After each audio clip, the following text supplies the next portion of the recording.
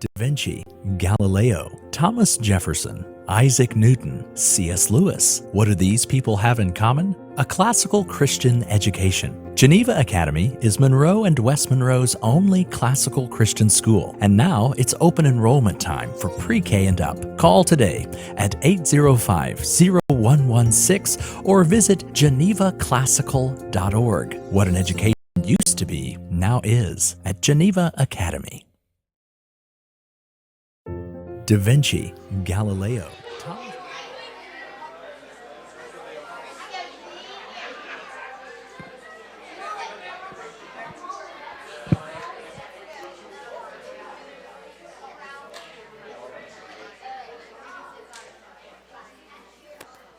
All right, we're about ready to get going again. 4th, 5th, and 6th grade. 5th and 6th, I hope, are arriving soon. Oh, good. Okay. Let's pray again, and we'll begin our next section of students. Father, we thank you for your goodness and kindness to us, for this opportunity to hear great poetry, for the students who've worked hard. We thank you for the words you've given us to commit to our memory and to our hearts, and that they would be with us. We ask that you would bless these students now as they present. For Christ's sake, amen.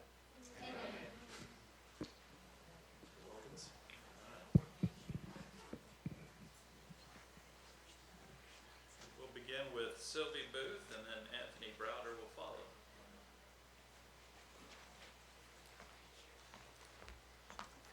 An excerpt from Little House on the Prairie by Laura Ingalls Wilder. Something was shining bright in the top of Laura's stocking. She squealed and jumped out of bed. So did Mary, but Laura beat her to the fireplace.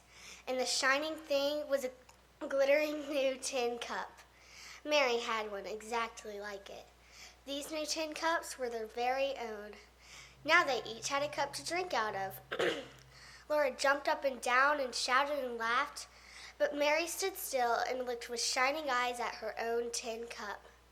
Then they plunged their hands back into their stockings again and pulled out two long, long sticks of candy. It was peppermint candy, swirled red and white. They looked and looked at the beautiful candy, and Laura licked her stick, just one lick, but Mary was not so greedy. She didn't even take one lick of her stick. An excerpt from Little House on the Prairie by Laura Ingalls Wilder.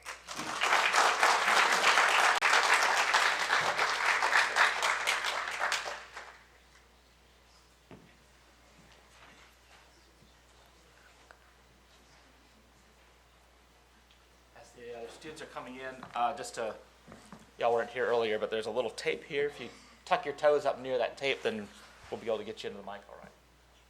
They're almost ready for you.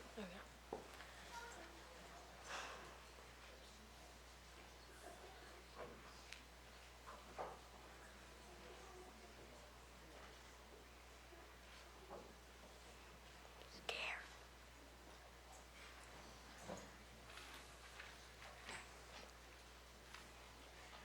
Isaac Seakosh will follow Anthony whenever you're ready.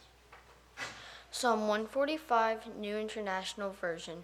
I will exalt you, my God the King. I will praise your name forever and ever. Every day I will praise you and exalt your name forever and ever. Great is the Lord and most worthy of praise. His greatness no one can fathom.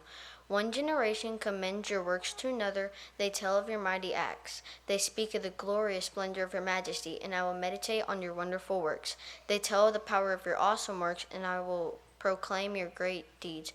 They celebrate your abundant goodness and joyfully sing of your righteousness. The Lord is gracious and compassionate, slow to anger, and rich in love.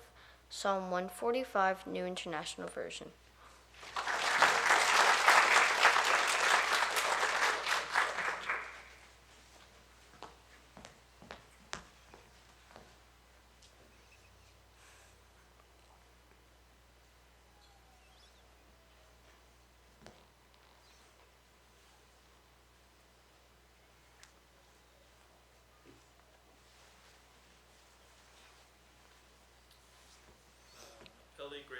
Will follow.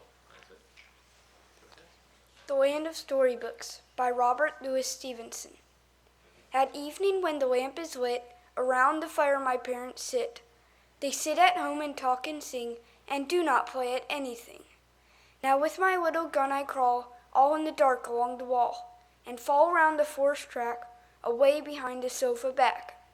There in the night where none can spy, all in my hunter's camp I lie, and play at books that I have read, till it is time to go to bed. These are the hills, these are the woods, these are my starry solitudes, and there the river by whose brink the roaring lions come to drink. I see the others far away, as if in firelit camp they lay, and I, like to an Indian scout, around their party prowled about. So when my nurse comes in for me, home I return across the sea, and go to bed with backward looks at my dear land of story books. The Land of Storybooks by Robert Louis Stevenson.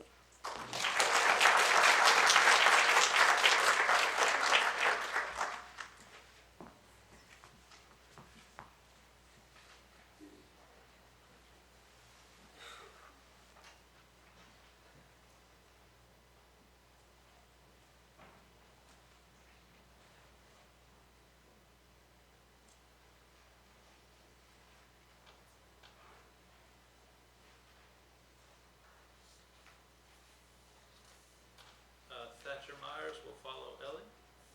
Go ahead. The Geneva for DC, circa 977. He had no more than rolled over before Rusk put his hoof upon his chest. He sprang up angrily, only to see in the pale white light of the moon a huge serpent, 300 palms in length, twisting towards him on its belly. Its eyes gleamed like two round emeralds, and from its nostrils bright streams of fire belched forth. He grasped his scimitar and struck the reptile a heavy blow, but it only hissed more loudly and breathed its venomous fire upon him until he was scorched by the heat. The Geneva for DC, circa 977.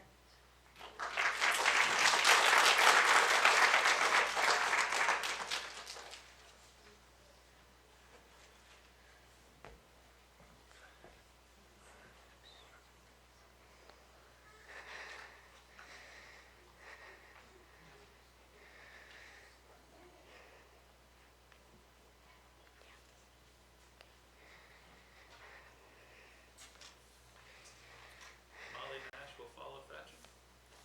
Go ahead, Thatcher. It Couldn't Be Done by Edgar Albert Guest. Somebody said that it couldn't be done, but he with a chuckle replied that maybe it couldn't, but he would be one who wouldn't say so till he tried. So he buckled right in with a trace of a grin on his face. If he worried, he hit it, and he started to sing as he tackled the thing that couldn't be done, and he did it. Somebody scoffed, "Oh, you'll never do that. At least no one ever has done it." But he took off his coat, and he took off his hat, and the first thing we knew, he'd begun it. With a lift of his chin and a bit of a grin, without any doubting or quit it, he started to sing as he tackled the thing that couldn't be done, and he did it. There are thousands to tell you it cannot be done. There are thousands to prophesy failure. There are thousands to point out to you one by one the dangers that wait to assail you. But just buckle in with a bit of a grin. Just take off your coat and go to it. Just starting to sing as you tackle the thing that cannot be done, and you'll do it. It Couldn't Be Done by Edgar Albert Guest.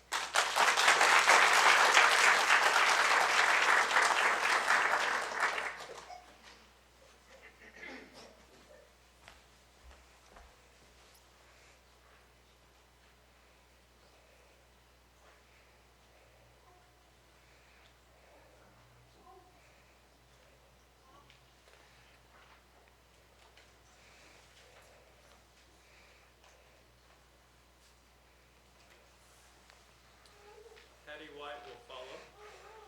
Molly, go ahead, Molly. Okay,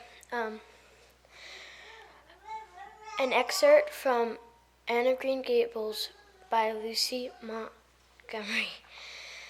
We had a plum pudding for dinner on Tuesday, and there was half the pudding and a pitcher full of sauce left over.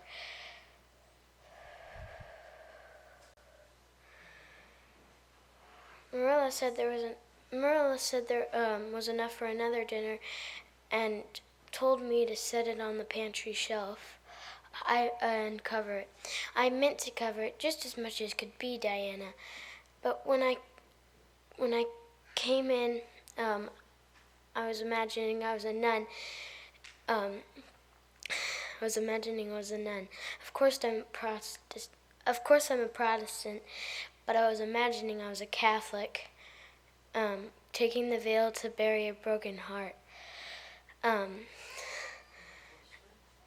in cloistered seclusion, and I forgot all about the covering the pudding sauce. Sorry. I thought of it the next morning and ran to the pantry. Oh, Diana, fancy if you can my extreme horror at finding a mouse drowned in that pudding sauce. I lifted the mouse out with a spoon and threw it out in the yard, and then I washed the spoon with 3 waters. Sorry. Marilla said Marilla was out milking, and I meant to ask her when she came in if I'd give the sauce to the pigs. But when she did, when she did come in, I was imagining that I was a frost fairy going through the woods, turning the trees red and yellow, whichever they wanted to be. So I never thought of the pudding sauce again. And Marilla sent me out picking apples. Well, Mr. and Mrs. Chester Ross from Spencerville came here that morning, and they are very stylish people, especially Mrs. Chester Ross. When Marilla called me in for dinner was ready and everyone was at the table. I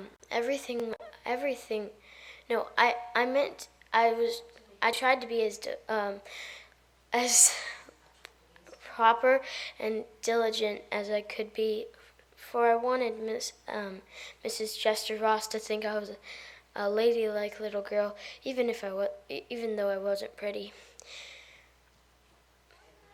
Everything went right until I saw Marilla coming in with the plum pudding in one hand and the pudding sauce all warmed up in the other. Diana, that was a terrible moment. I remembered everything, and I just stood up in my place and shrieked out, "Marilla, you mustn't use that pudding sauce. There was a mouse drowned in it. I forgot to tell you before." An excerpt from Anne of Green Gables by Lucy Montgomery.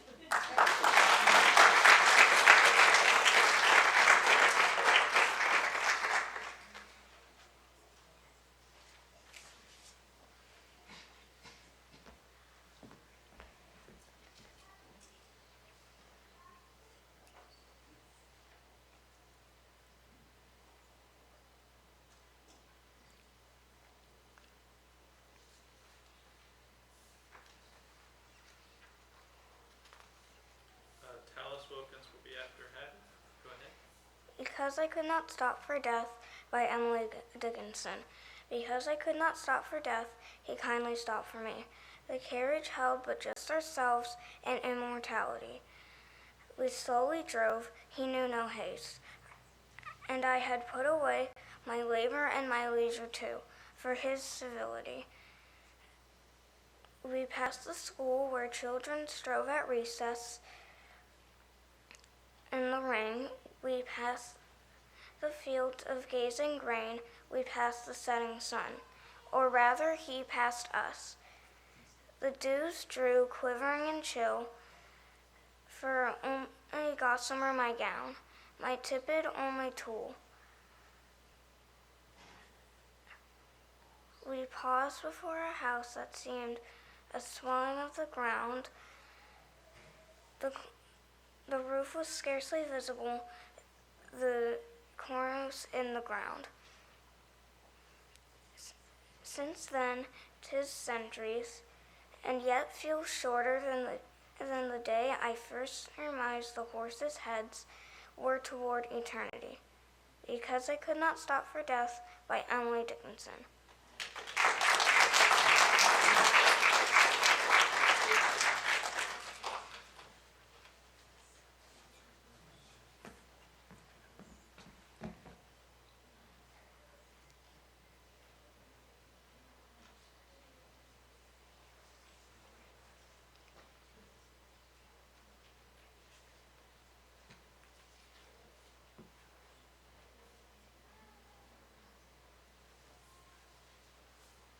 Justice Bailey will follow Tallis.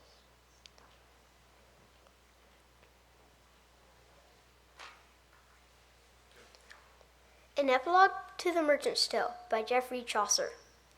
A God's mercy, said our host though. Now such a wife, I pray God keep me fro. Lord slights and subtleties, and women be, for as busy as the bees, they us silly men so oft deceive. And forsooth, from every wheel they weave. By this merchant's tale, it proves well, but doubtless as true as any seal. I have a wife, though that she poor be, but of her tongue a babbling shrew is she, and yet a heap of vices mo, thereof no matter, let all such things go. But know you what?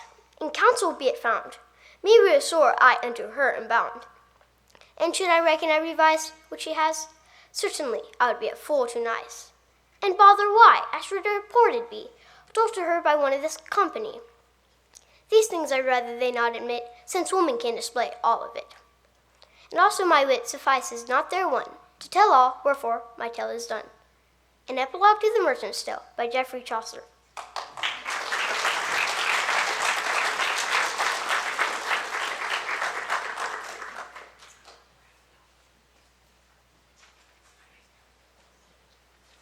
Students, you gotta wait just one more second before you come up, and we'll call you up at the time. I didn't have to stand there and wait awkwardly while you're waiting.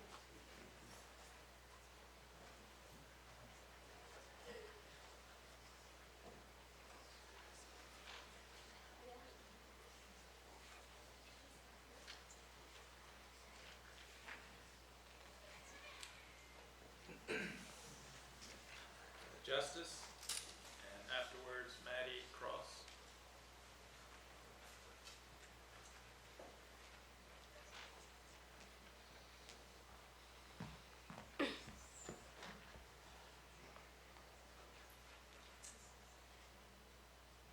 Cat by J.R.R. Tolkien. The fat cat on the mat may seem to dream of nice mice that suffice for him, or cream, but he free maybe walks in thought, unbowed, proud, roar loud, roared and fought, his kin lean and slim, or deepened in the east feasted upon beast and tender him. The giant lion with iron, claw and paw, and huge ruthless tooth and gory jaw.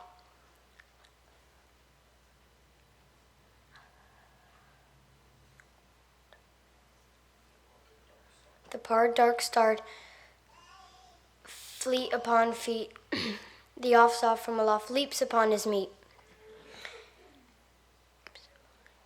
Where woods loom and gloom,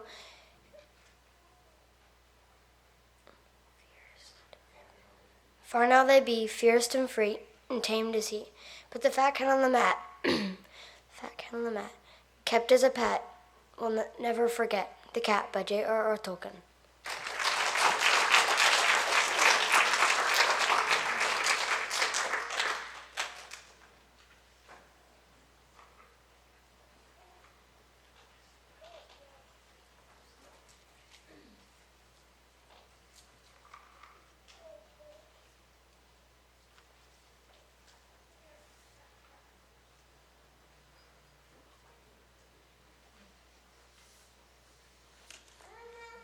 Maddie, and afterwards Caleb Hill.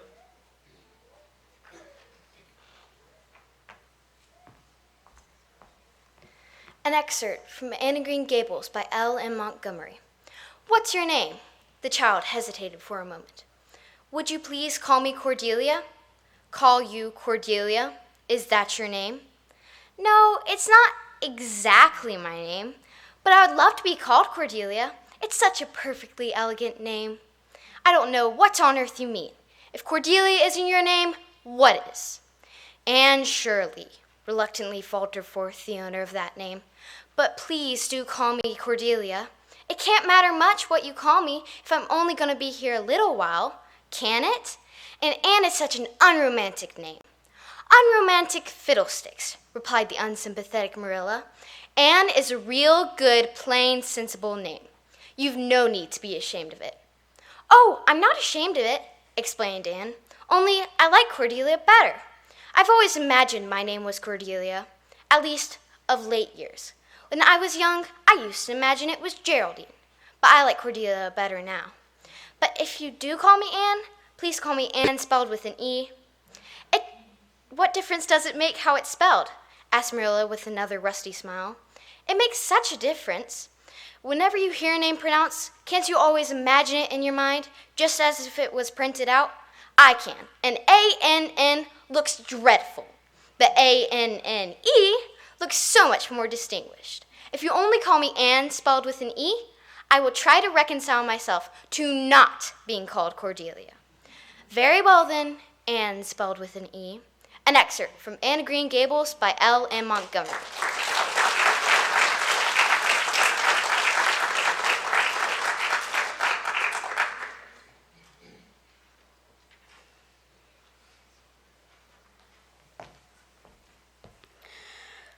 All My Great Excuses by Ken Nisbet. I started on my homework, but my pen ran out of ink. My hamster ate my homework. My computer's on the blink.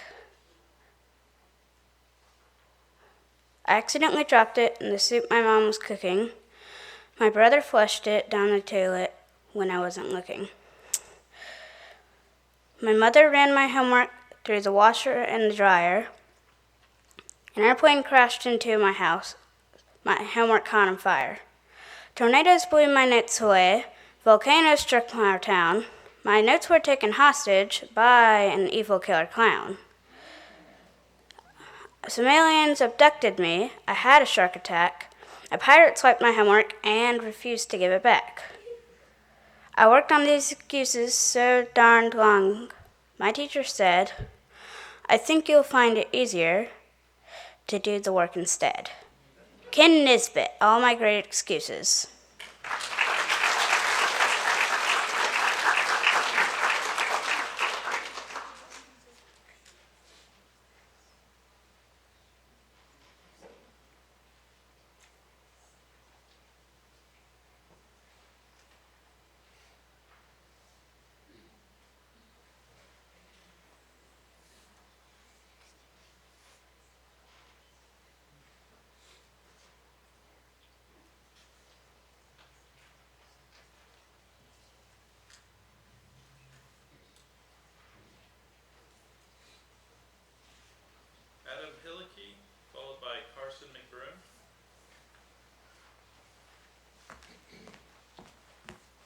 It Couldn't Be Done by Edgar Albert Guest.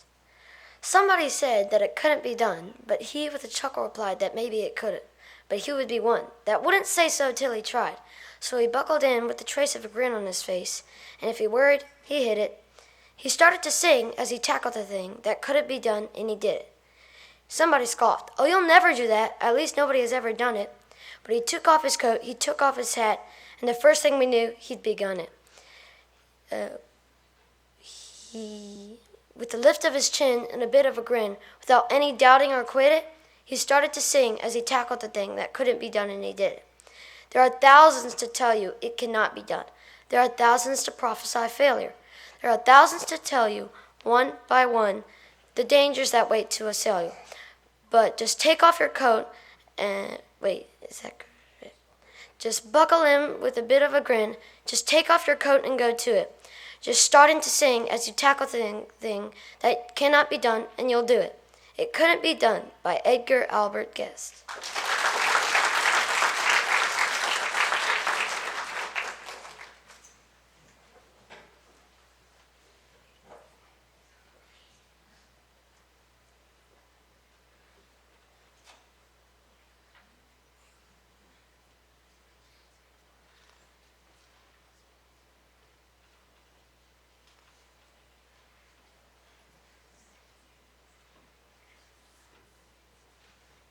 Carson, followed by Spencer McGraw.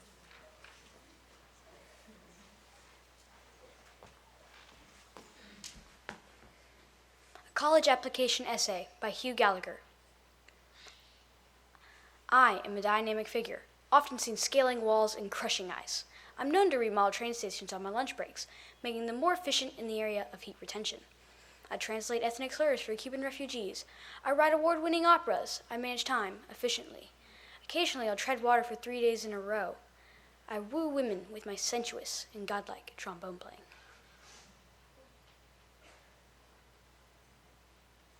I pilot bicycles up severe inclines at unflagging speed. I cook 30-minute brownies in 20 minutes. I'm an expert in stucco, a veteran in love, and an outlaw in Peru. Using only a hoe and a large glass of water, I once singly defended a small village in the Amazon basin from a horde of ferocious army ants. I play bluegrass cello. I've been scouted by the Mets. I'm the subject of numerous documentaries.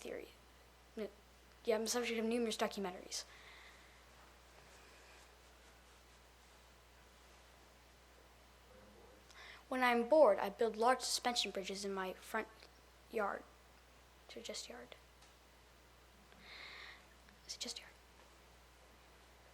I enjoy urban hang gliding. On Wednesdays after school, I repair electrical appliances free of charge.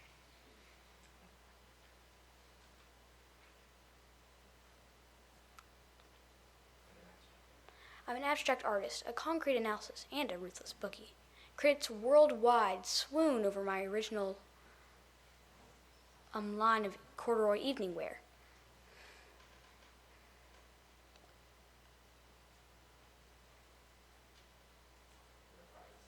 I'm a private citizen, yet I receive fan mail.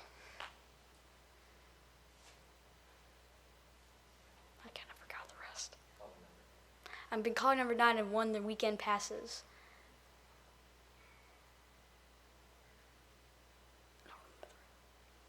College Application Essay by Hugh Gallagher.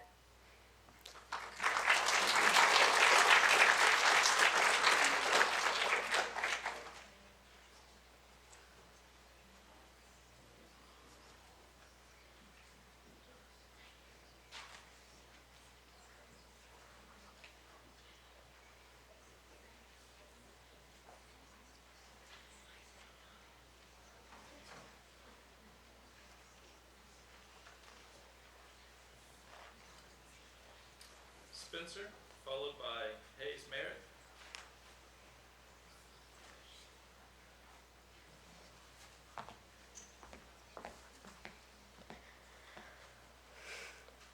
An excerpt from We Shall Fight on the Beaches by Winston Churchill. I have myself full confidence that if all do their duty, if nothing is neglected, and if the best arrangements are made, as they are being made, we shall prove ourselves once again able to defend our island home, to ride out the storm of war, and to outlive the menace of tyranny, if necessary for years, if necessary alone. At any rate, this is what we are going to try to do. That is the will of Parliament and the nation. The British Empire and the French Republic, linked together in their cause and in their need, will defend to the death their native soil, aiding each other like good comrades to the utmost of their strength. Even though large tracts of Europe and many famous states have fallen, or will fall, into the grip of the Gestapo and the odious apparatus of Nazi rule, we shall not flag or fail. We shall go on to the end. We shall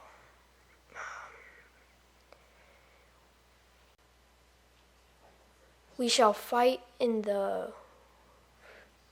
France. We shall fight in France.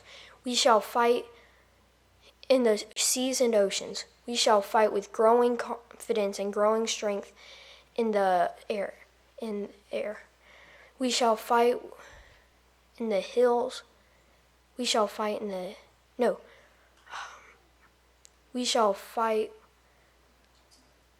We shall never surrender, whatever the cost may be.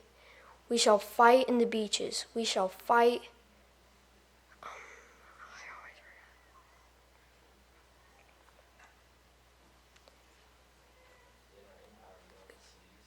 Then our empire beyond the seas will, armed and guarded by the British fleet, will carry on the struggle. And in God's good time, the New World will carry on the struggle with all its power, will, and with all its power, will bring back the liberation of the old. An excerpt from We Shall Fight on the Beaches by Winston Churchill.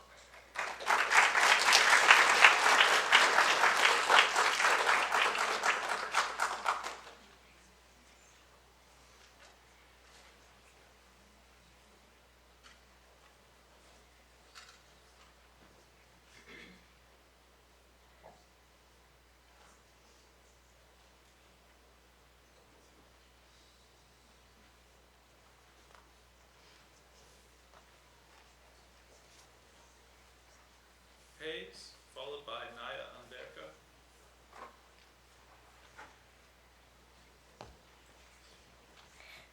Benjamin Budge and Barnaby Ball by Florence Heidi.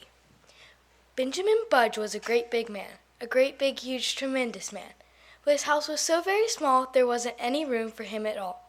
He said as he squeezed through his tiny door, "It's a very tight squeeze, and furthermore, when I'm inside there's no room to explore.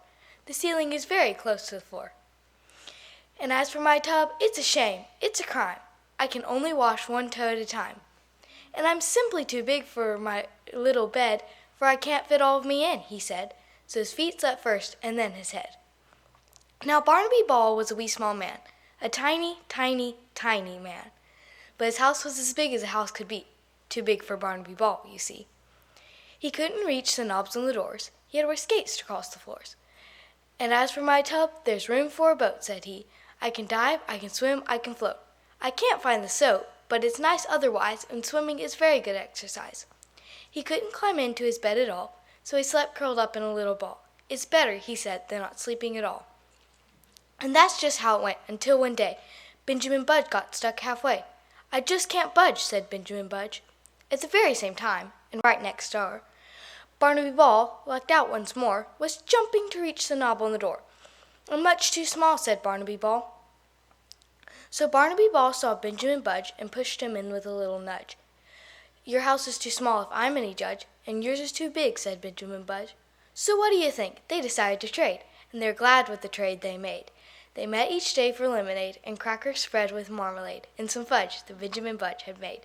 Benjamin Budge and Barnaby Ball by Florence Heidi.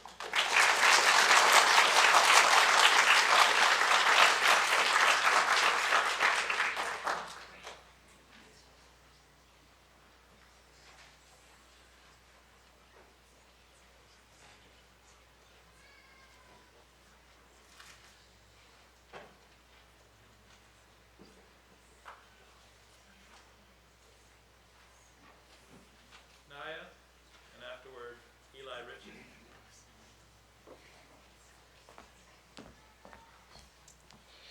Casey at the Bat by Ernest Wallings Thayer. The outlook wasn't brilliant for the Mudville Nine that day. The score stood 4-2 with but one inning more to play. And so when Cooney died at first and Barrows did the same, a sickly silence fell upon the patrons of the game. Straggling few got up to go in deep despair. The rest clung to the hope that springs eternal in the human breast. They thought if only Casey could get a whack at that. They'd put up even money now with Casey at the bat. But Flynn preceded Casey, as did also Jimmy Blake, and the former was a puddin' and the latter was a fake. So upon that stricken multitude grim melancholy sat, for there seemed but little chance of Casey's getting to the bat. But Flynn let drive a single to the wonderment of all, and Blake, the much despised, tore the cover off the ball. And when the dust had lifted, and they saw what had occurred, there was Jimmy safe on second, and Flynn a huggin' third. Then from the gladdened multitude went up a joyous yell. It bounded from the mountain top, and it rattled in the dell. It struck upon the hillside, and recoiled upon the flat. For Casey, mighty Casey, was advancing to the bat. There was ease in Casey's manner, as he stepped into his place. There was pride in Casey's bearing, and a smile on Casey's face. And when, responding to the cheers, he lightly doffed his hat, no stranger in the crowd could doubt 'twas Casey at the bat. 10,000 eyes were on him, as he rubbed his hands with dirt. 5,000 tongues applauded when he wiped them on his shirt. And while the writhing pitcher ground the ball into his hip, defiance gleamed in Casey's eye, a sneer curled Casey's lip. And now the leather-covered sphere came hurtling through the air, while Casey stood a-watching it in haughty grandeur there. Close by the sturdy batsman, the ball unheeded sped. "That ain't my style," said Casey. "Strike one," the umpire said. From the benches, black with people, there went a muffled roar, like the beating of the storm waves on a stern and distant shore. "Kill him! Kill the umpire!" shouted someone on the stand. And it's likely they'd have killed him had not Casey raised his hand. A smile of Christian charity great Casey's visage shone. He stilled the rising tumult, and he bade the game go on. He signaled to the pitcher, and once more the spheroid flew. But Casey still ignored it, and the umpire said, "Strike two." "Fraud!" cried the maddened thousands, and the echoed answered, "Fraud!" But a scornful look from Casey, and the audience was awed. They saw his face grow stern and cold. They saw his muscles strain, and they knew that Casey wouldn't let that ball go by again. The sneer is gone from Casey's lips. His teeth are clenched in hate. He pounds with cruel violence his bat upon the plate. And now the pitcher holds the ball, and now he lets it go. And now the air is shattered by the force of Casey's blow. Oh, somewhere in this favored land the sun is shining bright.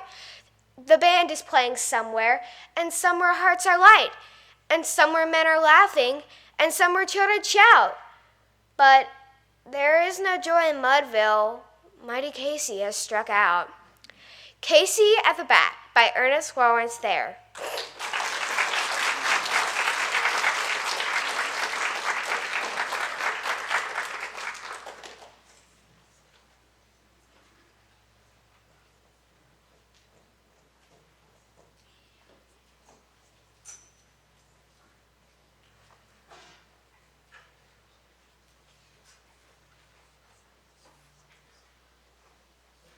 Eli, followed by Savannah Nash.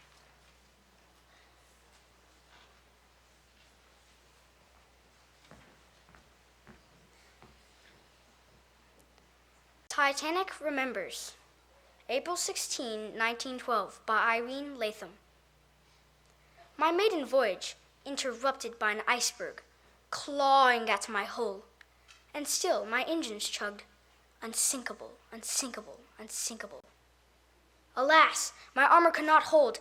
I tipped like a top, and dipped ever so slowly, lower and lower into the icy Atlantic.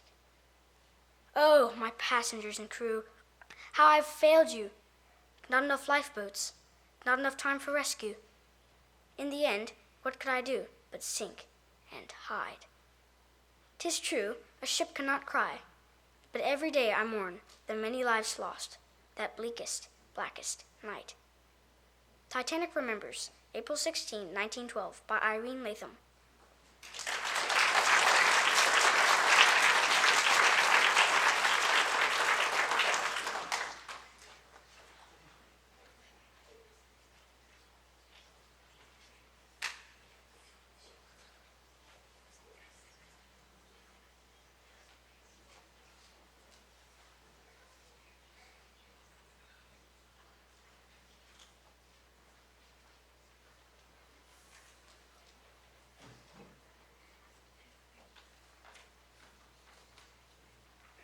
Savannah, followed by Charlotte Smith.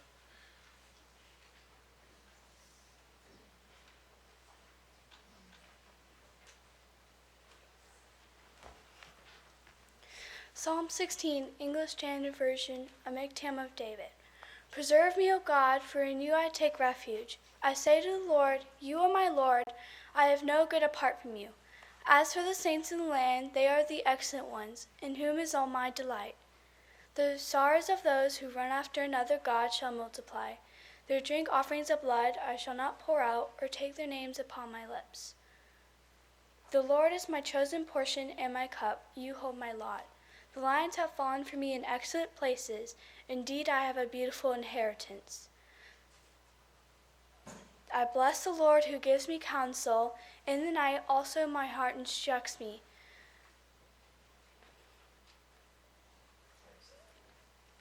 I have set the Lord always before me. Because he is at my right hand, I shall not be shaken. Therefore my heart is glad, my whole being rejoices, my flesh also dwells secure. You will not abandon my soul to Sheol, or let your Holy One see corruption. You make known to me the path of life. In your presence there is fullness of joy, and at your right hand there are pleasures forevermore. Psalm 16, English Standard Version.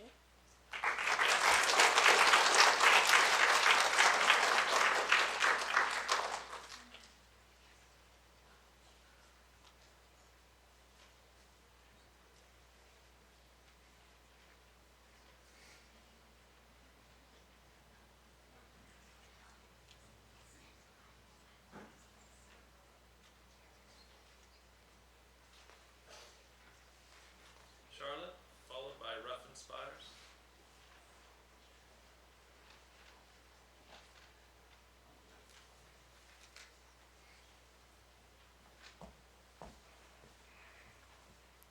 The Quarrel by Maxine Cumin. Said a lightning bug to a firefly, "Look at the lightning bugs fly by." "Silly dunce," said the fly, "what bug ever flew? Those are fireflies, and so are you." "Bug," cried the bug. "Fly," cried the fly. "Wait," said a glowworm happening by. "I'm a worm," squirmed the worm. "I glimmer all night." "You are worms, both of you. I know that I'm right." "Fly," cried the fly. "Worm," cried the worm. "Bug," cried the bug. "I'm standing firm." Back and forth through the dark, each shouted their words, till their quarrel awakened the early bird. "You three noisy things, you are all related," she said to the worm, and promptly ate him. With a snap of her bill she finished the fly, and the lightning bug was last to die. All glowers and glimmers, there's a moral: shine if you must, but do not quarrel. The Quarrel by Maxine Cumin.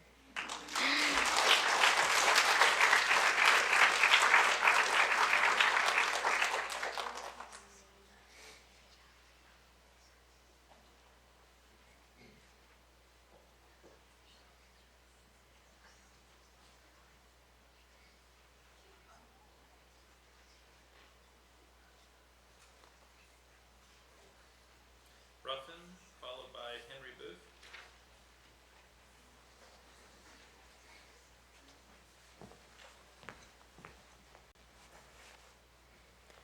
English by Noah the Ellipsis Man. I take it you already know of tough and bow and cough and dough. Others may stumble, but not you.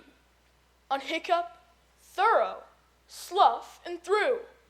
Well done, and now you wish, perhaps, to learn of less familiar traps. Beware of herd, a dreadful word that looks like beard and sounds like bird.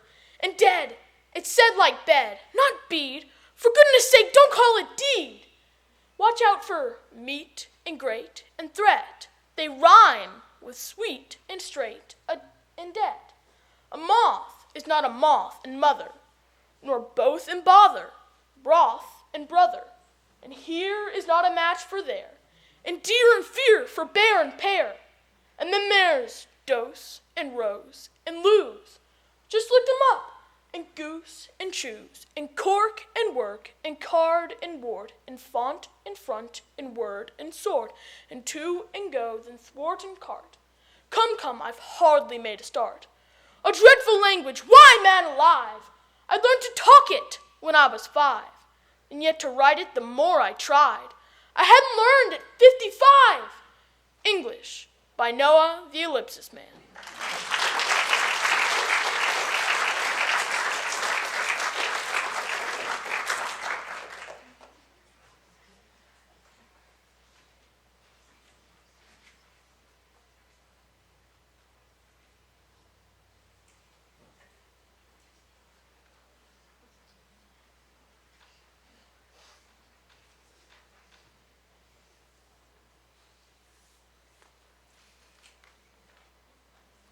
Henry, followed by Parker Hanson.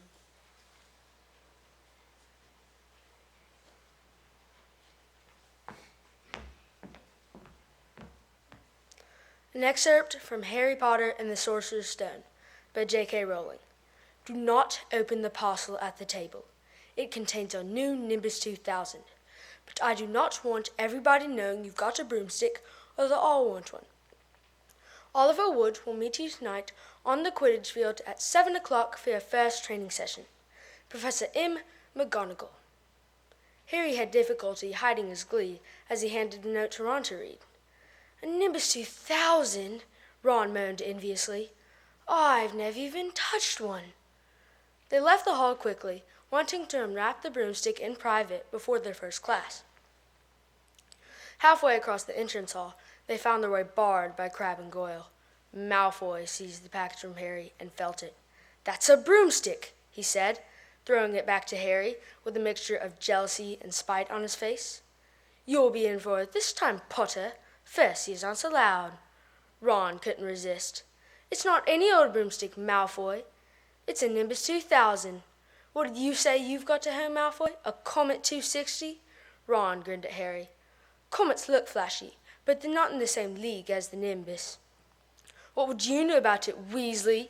You couldn't afford half the handle, Malfoy snapped back. I suppose you and your brothers have to save up twig by twig. But before Ron could answer, Professor Flitwick appeared at Malfoy's elbow. Not arguing, I hope, boys, he squeaked. Potter's been sent a broomstick, said Malfoy quickly. Yes, that's right, said Professor Flitwick, beaming at Harry. Professor McGonagall told me all about the special circumstances, Potter. And what model is it? A Nimbus 2000, sir, said Harry, fighting not to laugh at the look of horror on Malfoy's face. And it's really thanks to Malfoy here that I've got it, he added. Harry and Ron headed upstairs, smothering their laughter at Malfoy's obvious rage and confusion. An excerpt from Harry Potter and the Sorcerer's Stone by J.K. Rowling.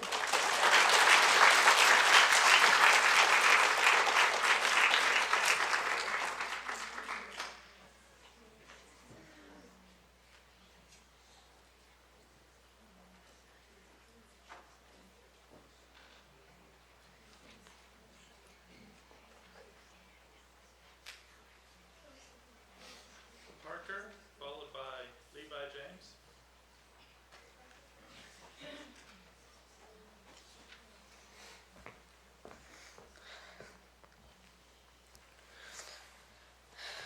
Little Red Riding Hood and the Wolf by Roald Dahl. As soon as Wolf began to feel that he would like a decent meal, he went and knocked on Grandma's door. When Grandma opened it, she saw the sharp white teeth, the horrid grin, and Wolfie said, "May I come in?" Poor Grandmama was terrified. "He's going to eat me up," she cried, and she was absolutely right. He ate her up in one big bite. But Grandmama was small and tough, and Wolfie wailed, "That's not enough. I haven't yet begun to feel that I have had a decent meal." He ran around the kitchen yelping, "I've got to have a second helping," and then added with a frightful leer, "I'm therefore going to wait right here till little Miss Red Riding Hood comes home from walking in the wood." He quickly put on Grandma's clothes. Of course he hadn't eaten those.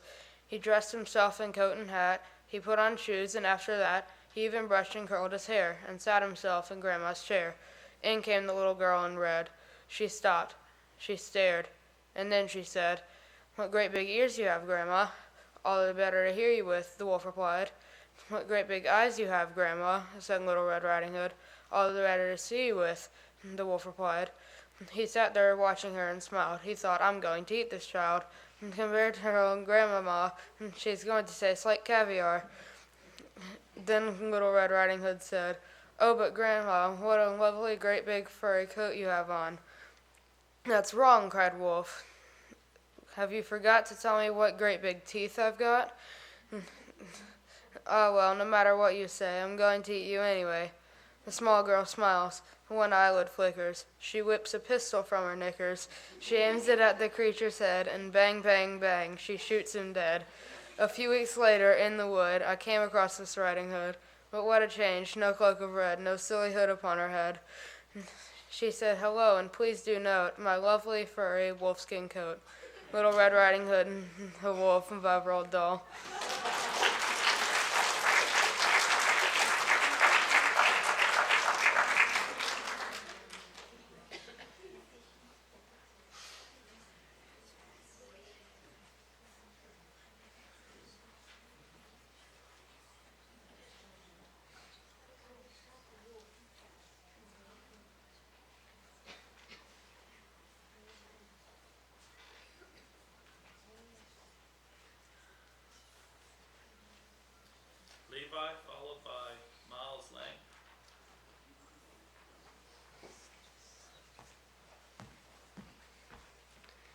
A Worn-Out Pencil by James Whitcomb. Well-a-day, here I lay, you at rest, all worn away. Oh, my pencil, to the tip of our old companionship. Memory sighs to see what you are and used to be, looking backward to the time when you wrote your earliest rhyme. When I sat filing at your first point and thinking that your initial song should be worthy of posterity.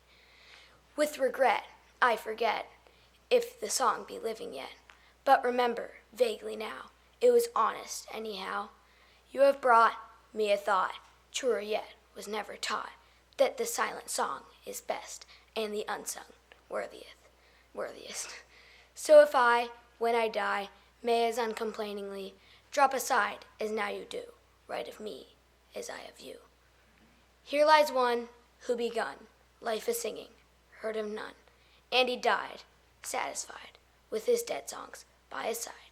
A Worn-Out Pencil by James Whitcomb.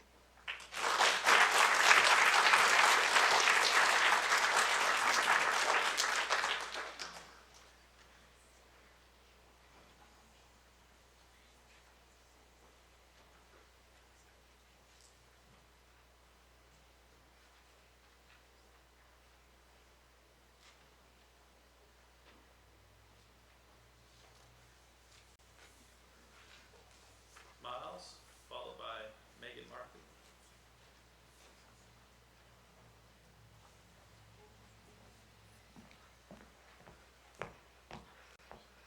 The Frog by Christina Rossetti.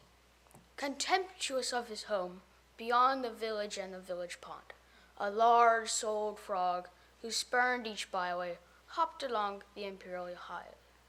Nor grunting pig nor barking dog could disconcert so great a frog.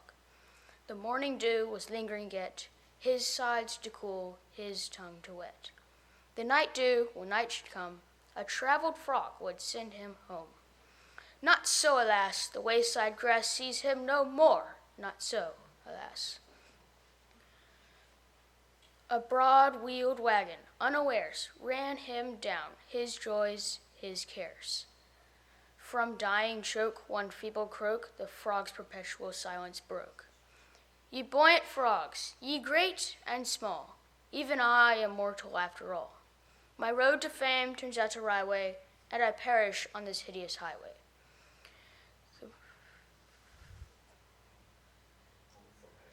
Oh, for my old familiar byway. The choking frog sobbed and was gone. The wagoner strode whistling on.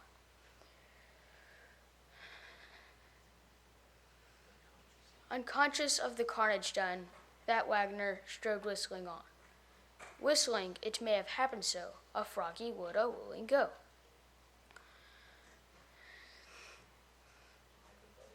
A hypothetic frog, trilled he, obtuse to reality. O rich and poor, O great and small, such oversights beset us all. The mangled frog abides incog, the uninteresting actual frog. The hypothetic frog alone is the one frog we dwell upon. The Frog by Christina Rossetti.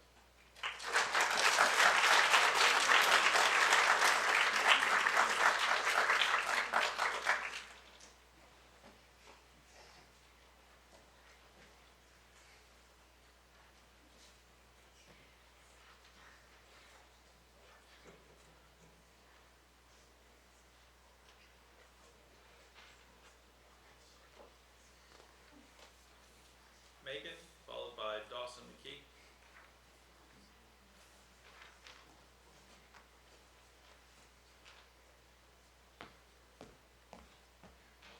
The Crocodile by Roald Dahl. No animal is half as vile as Crocky-Walk, the crocodile. On Saturdays he likes to crunch 6 juicy children for his lunch, and he especially enjoys just 3 of each, 3 girls, 3 boys. He smears the boys, to make them hot, with mustard from the mustard pot. But mustard doesn't go with girls. It tastes all wrong with plats and girls. With them what goes extremely well is butterscotch and caramel. It's such a super marvelous treat when boys are hot and girls are sweet. At least that's Crocky's point of view. He's ought to know. He's had a few. That's all for now. It's time for bed. Lay down and rest your sleepy head. Shh. Listen. What's that I hear? Galumping softly up the stair. Go lock the door and get my gun. Go on, child, quickly run. No, stop, stand back, he's coming in. Look at that greasy, greenish skin. Those shiny teeth, that greedy smile. It's Crocky Walk, the crocodile. The Crocodile by Roald Dahl.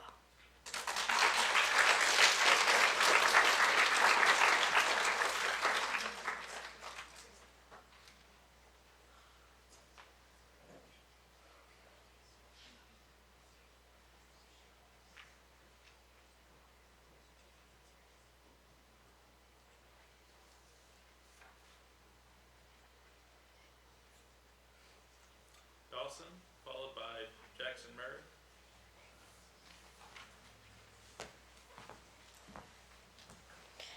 The Storm Dragon. The Storm Dragon is rising. The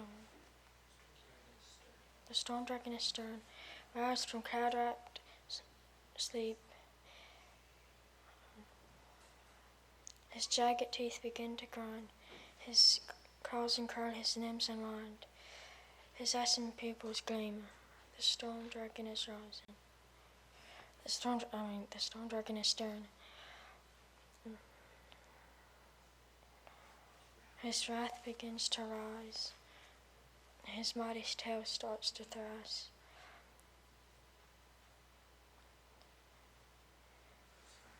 His fiery breath to flare and flash. There's menace in his eyes. The Storm Dragon is rising. He rakes his razor claws across the blanket of the night sky to burst the timid clouds on high. All heaven hears his roar. The Storm Dragon is rising. The world's roof is ablaze. His fury shakes the strongest trees and punishes the helpless seas under his brutal glaze. The Storm Dragon is fading, exhausted from his blast. His rasping breath has no more spark. As sunlight pushes through the dark, his rage is spent at last. The Storm Dragon is fading as slumber takes the beast. He collapses in a heap as slumber takes the beast once more. The silent sleep with just the faintest snore. He falls to silent sleep. The Storm Dragon.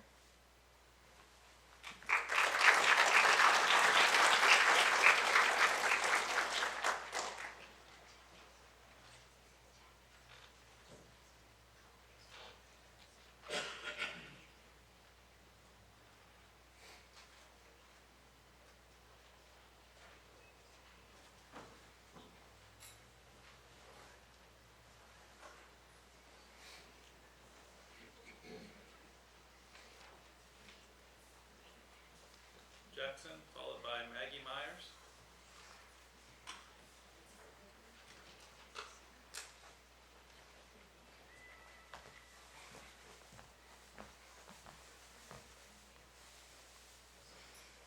The Milky Way is a Cowpath by Robert Frost.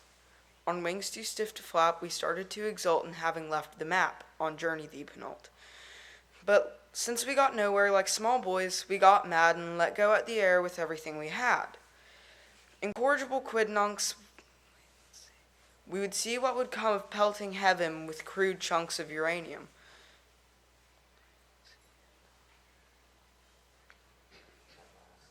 At last in self-collapse, we owned up to our wife that perhaps the Milky Way was the woman's way of life. Our unoutwitted spouse replied she'd just as soon believe it was the cows that overshot the moon. The parabolic curve of her celestial track, as any might observe, might never bring her back. The famous foster nurse of man and womankind had for the universe left trivia behind, and gone on right astray through let-down pasture bars along the Milky Way of foraging on stars. The Milky Way is a Cowpath by Robert Frost.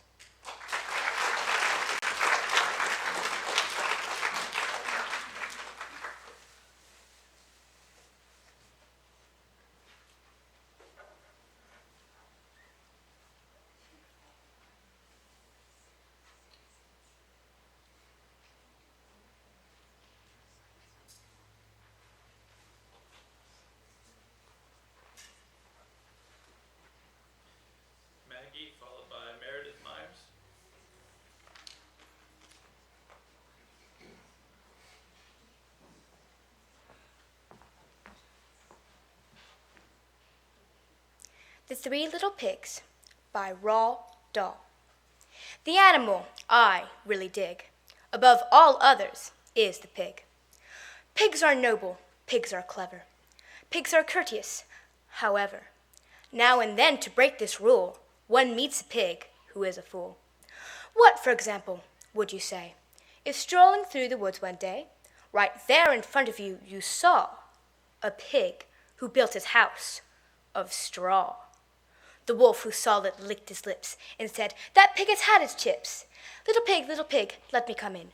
"No, no, by the hairs of my chinny chin chin. Then I'll huff and I'll puff and I'll blow your house in." The little pig began to pray, but Wolfie blew his house away. He shouted, "Bacon, pork and ham. Ah, what a lucky wolf I am." And though he ate the pig quite fast, he carefully kept the tail for last. Wolf wandered on a trifle bloated. Surprise, surprise, for he soon noted another little house of pigs, but this one had been built of twigs. Little pig, let me come in." "No, no, by the hairs of my chinny chin chin. Then I'll huff and I'll puff and I'll blow your house in." Wolf said, "Okay, here we go," and then began to blow and blow. The little pig began to squeal and cried, "Oh, Wolf, you've had one meal. Why can't we talk and make a deal?" The wolf replied, "Not on your Nelly," and soon the pig was in his belly. "Two juicy little pigs," Wolf cried, "but still, I'm not quite satisfied. I know how full my tummy's bulging, but oh, how I adore indulging." So creeping quietly as a mouse, the wolf approached another house, a house which also had inside a little piggy trying to hide. "You'll not get me," the piggy cried. "I'll blow you down," the wolf replied. "You'll need pigs had a lot of puff, and I don't think you've got enough." Wolf huffed and puffed and blew and blew. The house stayed up as good as new. "If I can't blow it down," Wolf said, "I'll have to blow it up instead. I'll come back in the dead of night and blow it up with dynamite." "You brute," Pig said, "I might have known." Then picking up the telephone, dialed as quickly as he could the number of Red Riding Hood. "Hello," she said, "who's speaking who?" "Oh, hello, Piggy, how do you do?" "I need your help, Miss Hood. Oh, please help me. Do you think you could?" "I'll try, of course," Miss Hood replied. "What's on your mind?" "A wolf," Pig cried. "I know you've dealt with wolves before, and now I've got one at my door." "My darling Pig," she said, "my sweet. Now that's something really up my street. I've just begun to wash my hair, but when it's dry, I'll be right there." A short while later, through the woods, came striding brave Miss Riding Hood. The wolf stood there, his eyes ablaze, and yellowish like mayonnaise. His teeth were sharp, his gums were raw, and spit was dripping from his jaw. Once more the maiden's eyelid flickers. She draws the pistol from her knickers. Once more she hits the vital spot and kills him with a single shot. Pig, peeping through the window, stood and yelled, "Well done, Miss Riding Hood!" "Ah, Piglet, you must never trust young ladies from the upper crust. For now Miss Riding Hood, one note, not only has 2 wolfskin coats, but as she travels from place to place, she has a pigskin traveling case." The Little Pigs by Roald Dahl.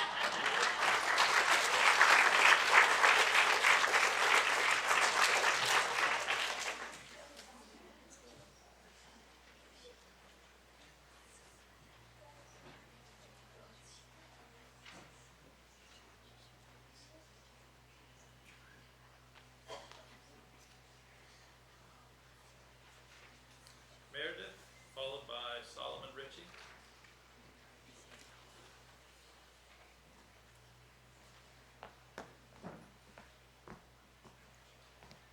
The Citadel of Dreams by S.D. Smith. Come all you travelers, wounded and worn, come over your mountains and streams. Though bruised and abused, come be introduced to the Citadel of Dreams. The road has been hard, you're harried and hurt, and the wide world's unkind as it seems. You're soaken and broken, but kind words are spoken at the Citadel of Dreams. Come and rest, forget your pains, or remember them among friends. At the Citadel of Dreams you'll find a welcome that never ends. Come, find your friends inside. Come, find...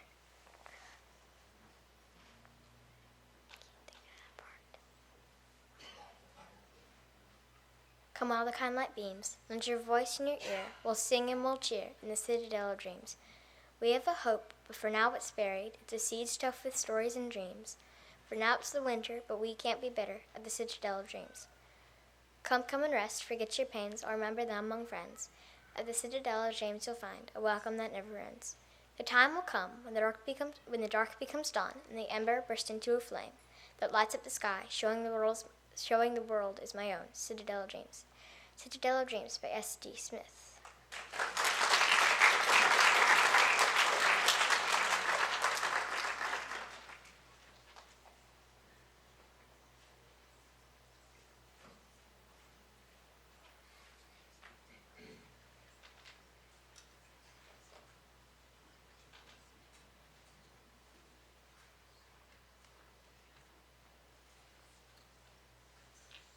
Solomon, followed by Mitchell Stockwell.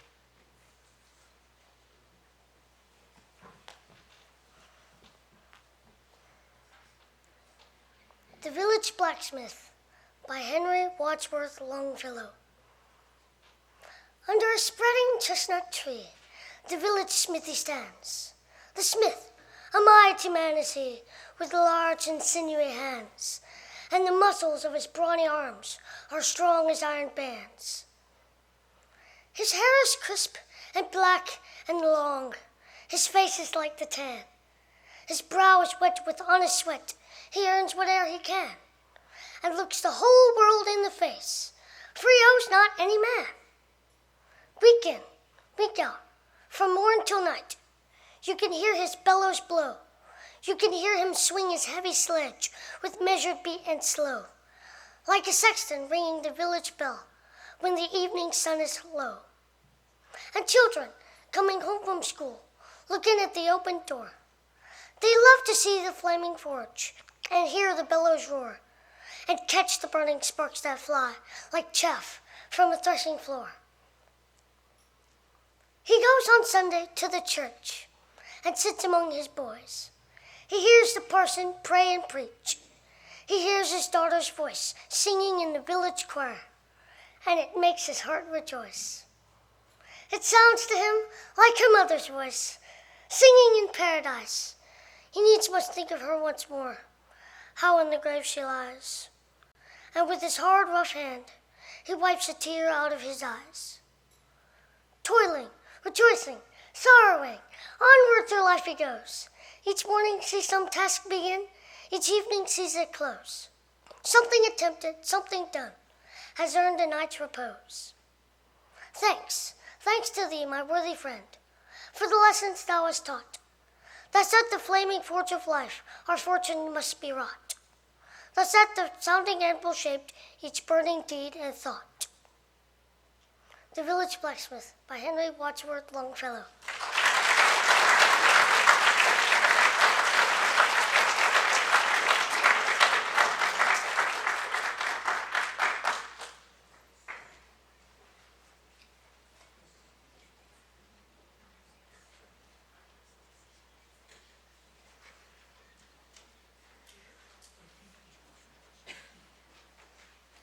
Mitchell, followed by Julia White.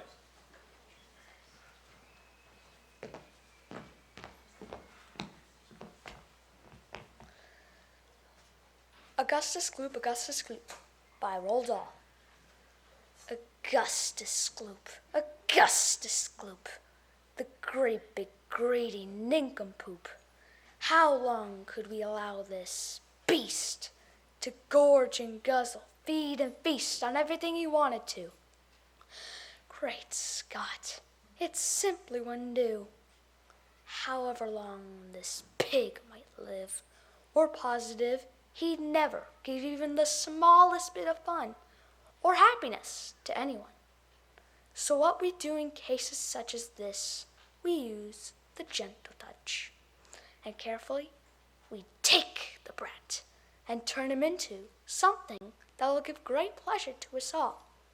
A doll, for instance, or a ball, or marbles, or a rocking horse.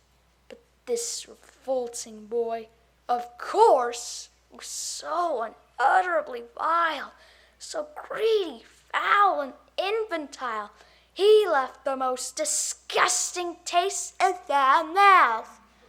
And so in haste, we chose a thing that, come what may, would take the nasty taste away.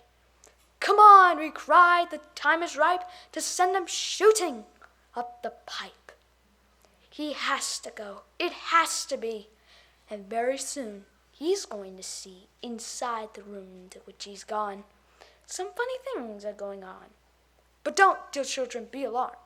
Augustus Gloop will not be harmed. Although, of course, we must admit, he will be altered quite a bit. He'll be quite changed from what he's been when he goes through the fudge machine. Slowly the wheels go round and round. The cogs begin to grind and pound. 100 knives go slice, slice, slice. We add some sugar, crème, and spice. We boil him for a minute more until we're absolutely sure that all the greed and all the gall is boiled away for once and all. Then out he comes, and now, by grace, a miracle has taken place. This boy, who only just before was loathed by men from shore to shore, this greedy brute, this louse deer, is loved by people everywhere. For who could hate or bear a grudge against a luscious bit of fudge? Augustus Gloop, by Roald Dahl.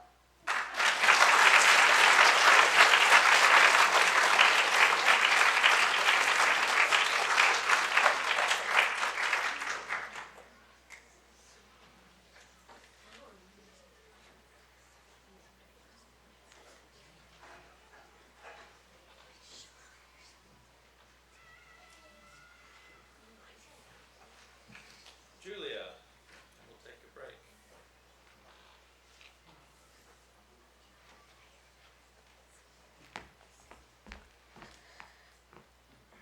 How to Tell the Wild Animals by Carolyn Wells.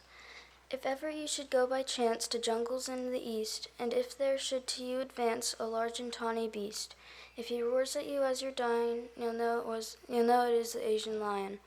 Or if sometime when roaming round, a noble wild beast greets you, with black stripes on a yellow ground, just notice if he eats you.